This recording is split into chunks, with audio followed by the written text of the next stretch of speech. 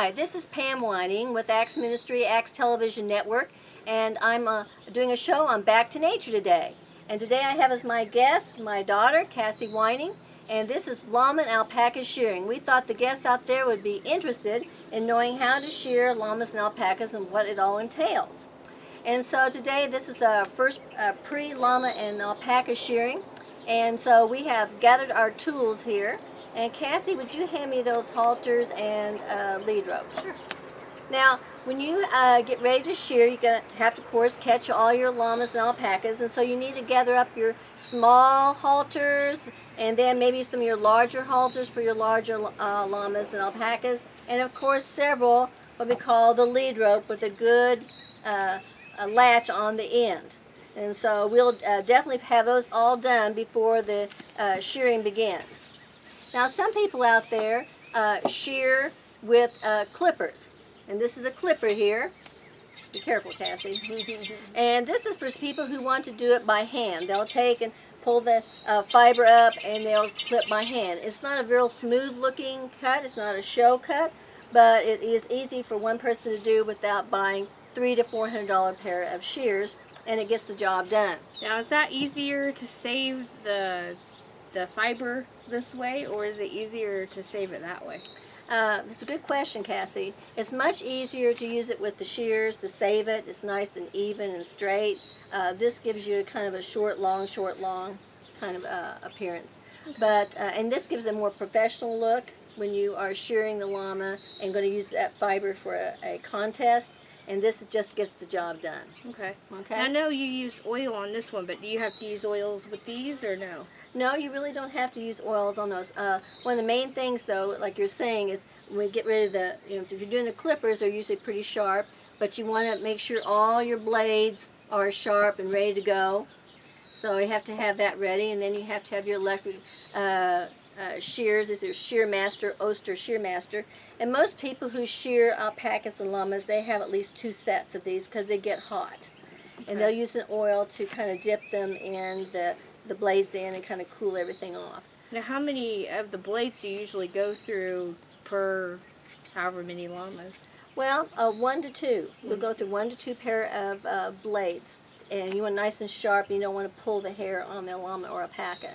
Okay. You want them pretty clean if you can, but you don't want to pull the fiber off the llama, and you don't want to straighten out the curling. If you have that kink in it, you want to keep that kink. So some people with a short haired llama will use a brush, a curry comb brush, to brush it out.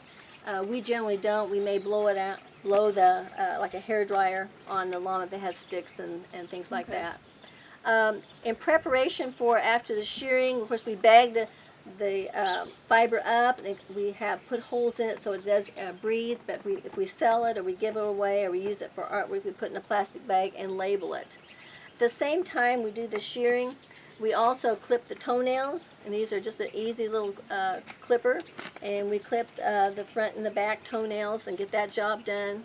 And we also do a wormer. This is a ivermectin paste, 1.87%.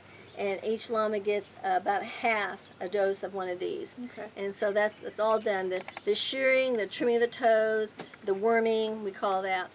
Sometimes if the llama jerks or something like that, we do always keep on hand some first aid antiseptic to put on the wound if it happens. It doesn't happen too often, but it can happen. So these are the basic tools we use. We're ready, and the next thing we'll do is kind of get ready to catch the llamas and alpacas, and be ready for the shearing to begin. And then how many do we have to do today? Oh, we only have 10 today. Oh, well, that's not a pretty too bad. Not too bad. It's a job, but it's not too bad. So we'll put these tools to use. So the next time you catch see us, the llamas and we'll put these tools to use, and stay tuned. Here, we have Blue Sky over here who's ready to get sheared, and you have Ricky Bobby here who is already sheared, and far over there is Chattahoochee, and then Jamal is over here. And then did we ever get Ladarius? Ladarius is hiding out over there. He's our one and only alpaca that we'll be shearing. He's nice and fuzzy. Now, what's the difference between the alpacas and the llamas? The alpacas and the llamas, the difference between them is that they're both of the same camelid family. The alpaca is a little shorter has a round tail set and a little shorter head on him and shorter overall. And the llamas has a longer neck, longer ears, banana ears, longer body, and a taller tail set. They both are fun animals to work with. Sometimes alpaca is a little more smaller for the smaller children, and the llama is more, challenging for the older teenager or adult. So they're all ready. They're all trying to get in the pen, ready to get their hair clipped. So we can't wait. It looks like you have a buddy behind you. And this is not a alpaca and a donkey. This is our one and only big old spotted ass donkey. Yes, she is. Yes, you are. And this is Lizzie. We'll see you shortly when we're in the pens. Hold on one second. Where do you want me? All right, start talking. Okay, we have Daisy Mae, TMR's Daisy Mae. She's a female, and she just got her wormer. She just loves it until she spits it out at everybody. And we have Danny Smith of Holden in Kingsville area, and he's Danny Smith's sheep shearer and llama shearer. And today he's going to do Daisy Mae. She's standing great here. We got the electric shears, yes, and Daisy Mae, there you are. She's going to start at her rear end. And slowly, believe it or not, this is a white and black llama. And she just said thank you for the wormer in llama language. I appreciate that. Yeah. And he's taking it slow. He does what we call kind of the middle part. That's the best part of the llama's fiber. So he's doing the blanket, and we'll pick up the blanket and we kind of keep an eye on the blanket. Under her belly. Just nice smooth strokes. And she's had this done several times, so she's pretty familiar with it. But they still get a little nervous about it. And we're going to give her a full body cut today. There'll be upper neck. We'll leave a little hair on her top knot and around her, a little bit around her neck, and clean off her full neck, her long neck, and then we'll clean down her both of her sides of her feet down to a little of her toes. Yes, well, she's not terrifically happy about this. I don't think she's saying thank you, really. But that actually, part of the problem is giving her the wormer right off the bat. And we do that just to get it done.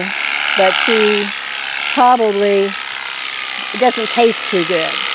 So when she gets back to the paddock, she will eat some grain and get that kind of nasty taste out of her mouth. But it's a beautiful day here in Lone Jack. It's not too hot, not too cool, wind's not blowing. And all the llamas are being caught rather, not cut, so they're not cut. But we always do keep antiseptic. It's probably on the camera here a little bit. Antiseptic and some alcohol, rubbing alcohol, so if we do have a cut. But Danny's the real pro, but he can't help it if the llama's move and he's doing a smooth move with her shears. But she's doing pretty good. You can now see her spots. You couldn't see her spots, Daisy Mae. Yeah, looking good. I love it. Daisy Mae was born on the farm. I can remember distinctly on January 26th in about 2008, I believe.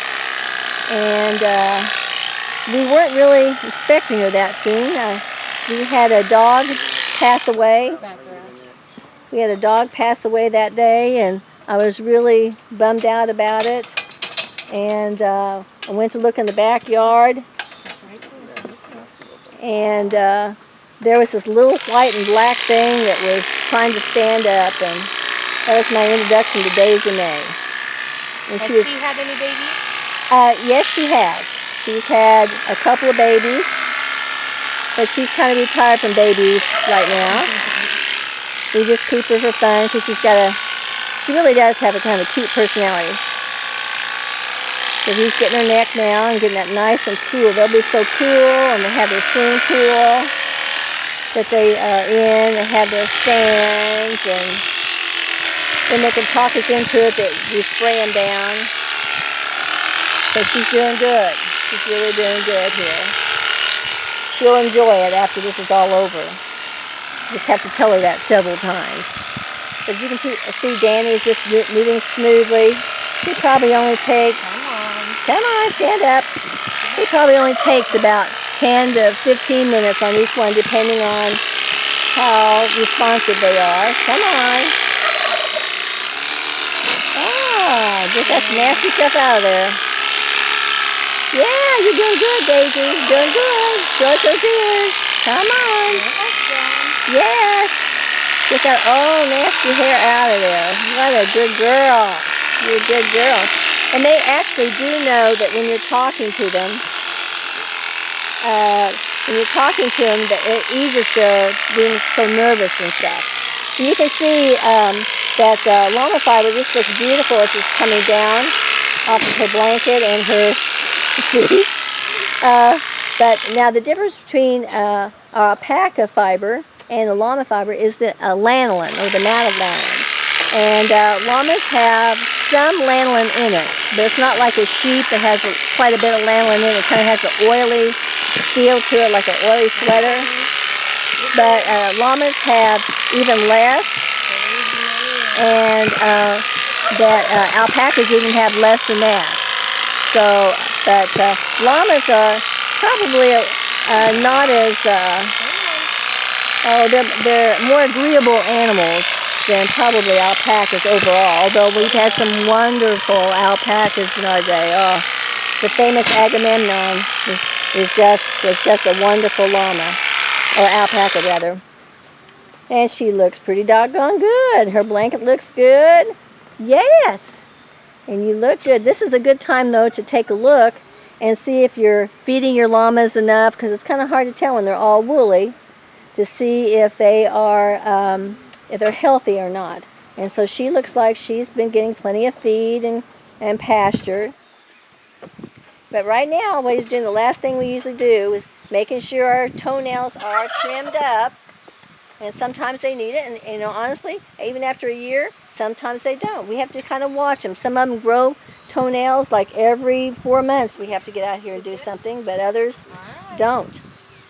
So there she is, and she's getting out of her chute, and she is ready to hop in the swimming pool, aren't you? There. Yeah. Okay, you ready? You're good. Okay, we're about finished with our shearing. This is our one and only alpaca that we have, and this is Llamas, who is excited. You can see he's jumping up and down. He is excited about being finished. He has lost a lot of his wool. He is ready to go run and play and be in his pool and play with all the animals and the donkeys and stuff. And he's very excited.